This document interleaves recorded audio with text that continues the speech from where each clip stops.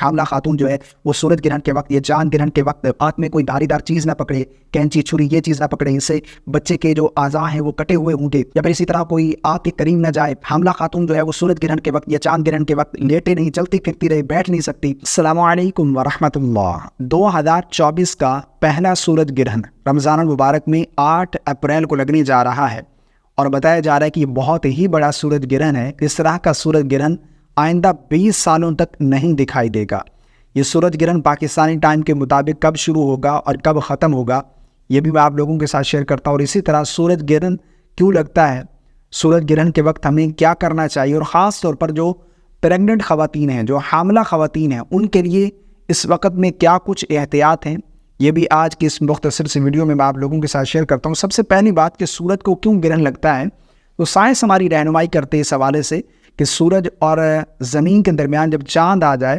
تو سورج کو گرہن لگ جاتا ہے، سورج کی روشنی زمین پر نہیں پہنچ پاتی۔ لیکن حدیث پاک سے ہمیں کیا ملتا ہے، بخاری شریف کے اندر ایک روایت موجود ہے، حدیث نمبر 1060، جس دن حضرت ابراہیم رضی اللہ تعالی عنہ کی وفات ہوئی۔ حضرت ابراہیم نبی کریم صلی اللہ علیہ وسلم کے جو صاحبزادے تھے، سورج گرہن بھی اسی دن لگا، ان کی وفات والے دن سورج گرہن لگا۔ اس پر بعض لوگوں نے کہا کہ گرہن حضرت ابراہیم رضی اللہ تعالی عنہ، حضور نبی کریم صلی اللہ علیہ وسلم کے صاحبزادے کی وفات کی وجہ سے لگا ہے۔ رسول اللہ صلی اللہ علیہ وسلم نے خطبہ ارشاد فرمایا اور فرمایا کہ سورج اور چاند اللہ تعالیٰ کی نشانیوں میں سے 2 نشانیاں ہیں، ان میں گرہن کسی کی موت و حیات کی وجہ سے نہیں لگتا، جب اسے دیکھو تو اللہ پاک سے دعا کرو اور نماز پڑھو تاکہ سورج صاف ہو جائے۔ تو یہ جو ایک معلوم ہوئی بات کہ بعض لوگ کہتے ہیں کہ کوئی بڑا حادثہ ہو جائے، کہتے ہیں کہ یہ سورج گرہن یا چاند گرہن اس وجہ سے سورج گرہن ہوا ہے یا چاند گرہن ہوا ہے، تو اس سے معلوم ہوا کہ کسی کی موت و حیات کی وجہ سے یا کوئی بڑے حادثے کی وجہ سے سورج گرہن یا چاند گرہن نہیں لگتا، یہ اللہ تعالیٰ کی نشانیاں ہیں۔ اور ایک روایت میں یہ بھی ملتا ہے کہ اللہ تعالیٰ کی نشانی اس سے اپنے بندوں کو ڈراتا ہے، تو ہمیں اس وقت توبہ استغفار کرنا چاہیے اور نماز میں مصروف ہو جانا چاہیے۔ نبی کریم صلی اللہ علیہ وسلم بھی نماز ادا فرماتے، اور وہ نماز جس میں آپ طویل قیام فرماتے، لمبا رکوع کرتے، لمبا سجدہ فرماتے، اس طرح کی نماز ادا کرتے تھے۔ اب یہ پاکستانی ٹائم جو ہے، یہ سورج گرہن کس وقت شروع ہوگا یہ بھی جان لیجئے۔ جیسا کہ یہاں پر لکھا ہے، محکمہ موسمیات کے مطابق سال 2024 کا پہلا سورج گرہن 8 اپریل کو ہوگا، جو کہ اگلے 20 سال تک دوبارہ نہیں دکھائی دے گا۔ محکمہ موسمیات کے مطابق سورج گرہن کا آغاز پاکستانی وقت کے مطابق 8:42 پر ہوگا،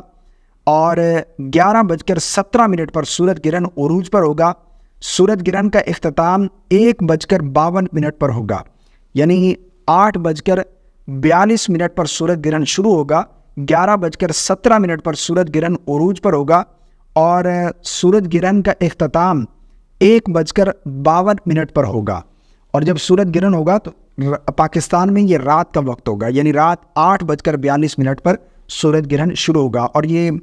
جو میکسیکو، امریکہ اور کینیڈا میں نظر آئے گا۔ پاکستان میں جو کہ رات ہوگی تو اس وقت سورج گرہن نظر نہیں آئے گا۔ اب جو حاملہ خواتین ہیں ان کے لیے کیا کچھ احتیاط ہیں، جس طرح کہ بتایا جاتا ہے کہ حاملہ خاتون جو ہے وہ سورج گرہن کے وقت یا چاند گرہن کے وقت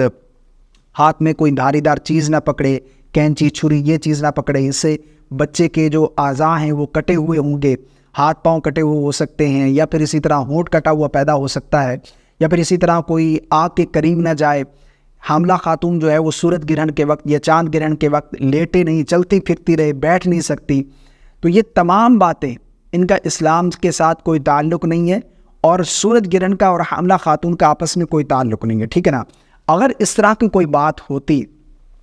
تو نبی رحمت صلی اللہ علیہ وسلم کی ظاہری حیات میں سورج کو بھی گرہن لگا، چاند کو بھی گرہن لگا، تو آپ صلی اللہ علیہ وسلم نے حاملہ خواتین کے لیے کوئی احکامات جاری نہیں فرمائے۔ تو اس سے معلوم ہوا یہ تمام چیزیں غیروں سے لی گئی ہیں۔ چاند گرہن کا، سورج گرہن کا حاملہ خاتون کے ساتھ کوئی تعلق نہیں ہے، بہت زیادہ سختی کی جاتی ہے۔ بعض جو بوڑھی خواتین ہیں